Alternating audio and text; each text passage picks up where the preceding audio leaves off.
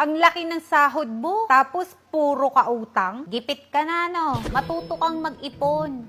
Huwag kang maluho. Hindi lahat ng tinulungan mo, kapag ikaw ang nawalan, malalapitan mo. One day, billionaire ka kasi.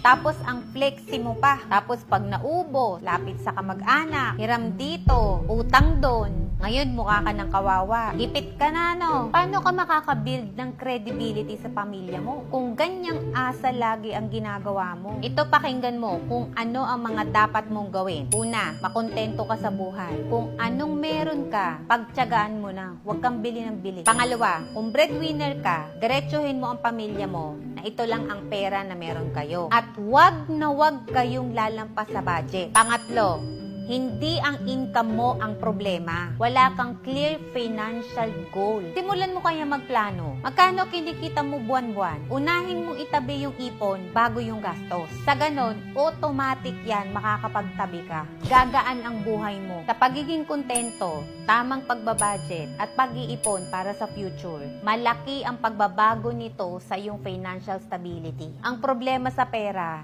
normal lang yan. Bawas-bawasan mo kasi yung yabang sa katawan mo.